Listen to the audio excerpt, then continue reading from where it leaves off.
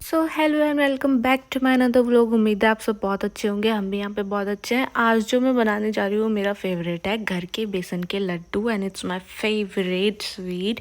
घर के अच्छे लगते हैं मेरे को। तो उसके लिए हमने कुछ इंग्रेडिएंट्स लिए यहाँ पे कैशनट, वॉलनट, आमंड्स और घी और दो चार चीज़ें और भी थी और हमने मखाने भी लिए थे। क्योंकि हमारी बहुत बड़ी फैमिली है तो हमारे यहाँ पे सारी चीज़ें बहुत ज़्यादा ही बनती है। तो मैं शुरू हो गई थी अपने लड्डू बनाने की तैयारी में। और सबसे पहले मैंने चनों को घिसा, उनसे ब्लैक वाला जो छिलका है उनको साइड किया, उनको झाड़ा और उनको हटाने के बाद मैं फिर लग गई थी चनों को भूनने के लिए। चने भूनने से पहले मैंने उनको ग्राइंडर में ग्राइंड किया, उनको थोड़ा सा बारीक कूटा पहले, उसके बाद हमने ग्राइंड किया। हल्का ग्राइंड करना होता है, एकदम बारीक आटे जैसा कर दोगे तो मज़ा नहीं आता है। और जब मैं उनको चनों को घिस रही थी हाथ से तो मेरे हाथ में से वो वाइट वाइट सा झड़ भी रहा था आटा होके। उसके बाद मैंने चढ़ा दिया कढ़ाई में दूध। अपने घर का मावा मेरे को बहुत पसंद है, मैं खाती भी हूँ। मुझे घर का मावा बहुत पसंद है सीरियसली। और बाहर के मावे से मैं कुछ नहीं बनाती, मैं घर में मावा ही बनाती हूँ हमेशा। तो मैंने दूध चढ़ा दिया और एक तरफ शाम के खाने की तैयारी होने लगी थी तो मुझे वो भी करना था। और यहाँ पे मैंने दूध चढ़ा दिया था। वो धीरे धीरे धीरे धीरे उसको बहुत चलाना पड़ता है। जो भी मावा बनाता हो उसको पता है कि दूध को कितना चलाना पड़ता है जब जाके वो मावा बनता है। तो दूध चलाते चलाते बहुत टाइम हो गया था और करीबन 1 घंटे के बाद मेरा ये 1.5 किलो मावा बना। 1.5 किलो दूध का मावा जो बना वो बहुत थोड़ा सा हो गया था, करीबन 1 कटोरी के जितना। उसको और चलाया और चलाया और चलाया और चलाते चलाते चलाते चलाते मैंने दूध फूंक दिया पूरा। और उसके बाद हमारा मावा निकल के आया। तो करीब करीब हमारा 1.5 किलो दूध का जो मावा निकला था वो ये था। सिर्फ एक आधी कटोरी, आई मीन 1 कटोरी होगा। लेकिन ये जो मावा होता है ना, आई लव दिस मावा। मुझे मावा बहुत पसंद है, मैं इसको ऐसे भी खा लेती हूँ थोड़ा बहुत। तो ये मुझे बहुत पसंद है घर का मावा। दूसरी तरफ हमने चने कूटने स्टार्ट कर दिए थे क्योंकि चनों को कूटना था। मैंने पहले बोला था कि हम इसको कूटने से हाथ से कूटते हैं ताकि ये ज़्यादा बारीक ना हो जाए, लेकिन हाथ से कूटने में वो बहुत देर कर रहा था, इसलिए मैंने बोला दीपची से।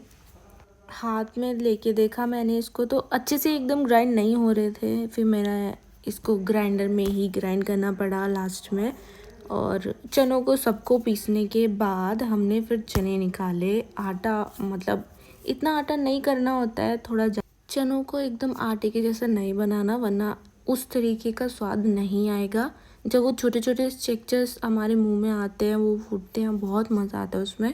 तो आप भी अगर बनाओ तो ऐसे ही बनाना। उसके बाद हमने कढ़ाई में घी चढ़ाया। घी के बाद हमने पहले आटे को रोस्ट किया था, उसके बाद हमने कुछ आमंड्स थे, उन आमंड्स को रोस्ट किया। Actually it was not roasting, वो डीप फ्राई हो चुके थे आमंड्स। क्योंकि हमारे यहाँ पे घी बहुत खाते हैं, चिकना भी बहुत ही खाते हैं, तो इसलिए ये एकदम से डुबा दिए थे। और क्योंकि हम लोग को स्वाद भी इसी में आता है। तो अभी हमारे बादाम फ्राई होने लगे थे।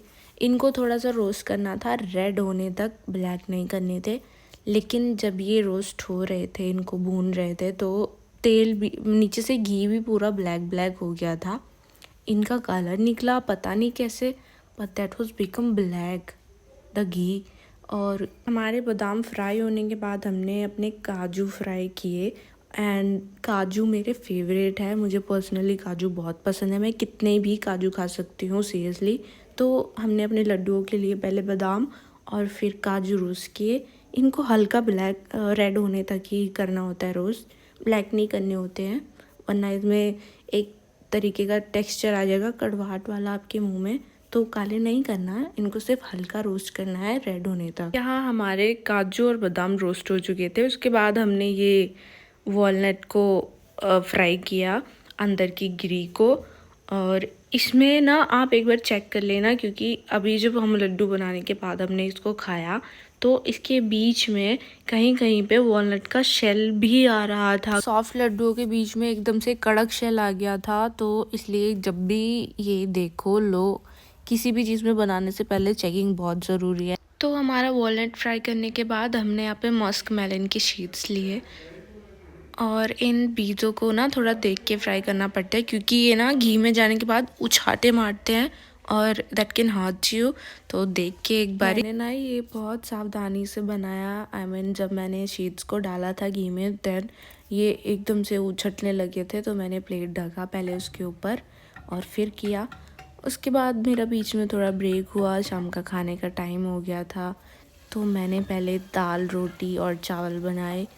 तो मैंने दाल बनाई थी मिक्स।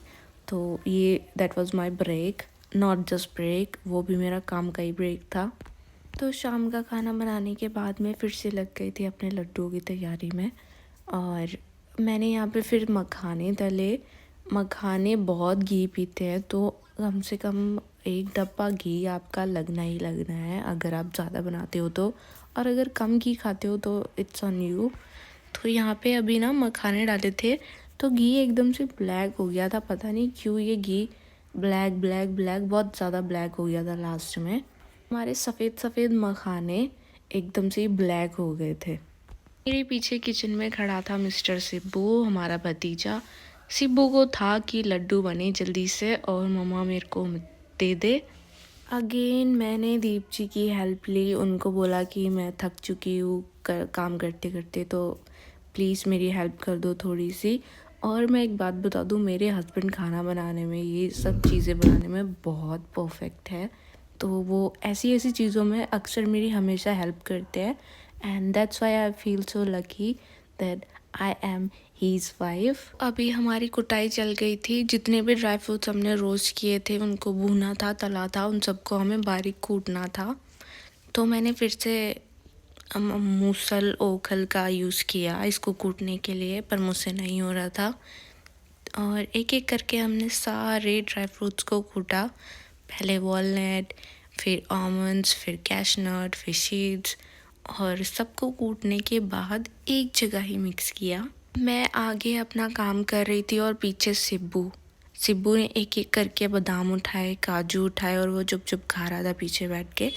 एंड ऑब्वियसली बचपन में हम भी यही करते थे। और यहाँ पे मैंने सब कुछ मिक्स करने के बाद यहाँ पे मैंने मावा लिया, मावे को उसके अंदर डाला और फिर हमने ली बूरा। जितने हमारे लड्डू के लिए आटा होता है चने का, उतनी ही हमें बूरा लेनी होती है, आधा अमाउंट, आधे से थोड़े ज़्यादा अमाउंट में भी आप बूरा ले सकते हो क्योंकि दैट इज़ स्वीट।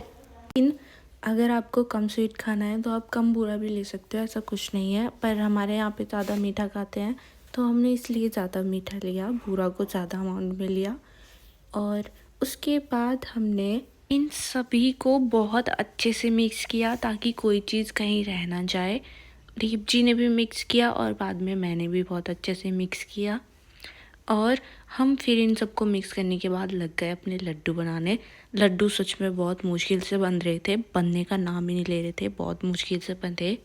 गरम गरम घी डालना पड़ रहा था, उनको जल्दी जल्दी से बांधना पड़ रहा था, लेकिन दीप जी ने मेरी बहुत हेल्प करी और उन्होंने वो लड्डू बंधवा दिए। मेरा मुंह देख के आपको दिख ही रहा होगा मैंने कितनी जान लगाई है लड्डुओं को बांधने में, और सच में बहुत गर्म हो गए थे, हाथ जल गए थे, लेकिन दीप जी ने बहुत अच्छे से बनवा दिए हमारे लड्डू जल्दी जल्दी। यहाँ तक की वीडियो तो मैंने बना ली थी जैसे तैसे, लेकिन आगे की मैं वीडियो नहीं बना पाई क्योंकि मेरे हाथ दोनों गंदे हो गए थे और शूट करने के लिए दीप जी भी नहीं थे, वो चले गए थे लड्डू बनवाने के बाद। और एक बात मैं बोलना चाहूँगी, लड्डू बहुत अच्छे बने थे। आई एम ब्लेस्ड कि मैं ऐसे हस्बैंड के पास आई, मुझे ऐसे हस्बैंड मिले। तो हमने तो अपने लड्डू बहुत इन्जॉय किए, दीप जी के साथ बनाने में भी बहुत मज़ा आया। भाई मेरे हिसाब से तो एक दूसरे की हेल्प बहुत ज़रूरी है, अगर नहीं हो तो कुछ भी नहीं है हमारे पास में। तो आई एम द ब्लेस्ड। और आप भी खुश रहिए, अच्छे रहिए, बने रहिए हमारे साथ। मिलती हूँ आपको अगले व्लॉग में, तब तक के लिए बाय बाय।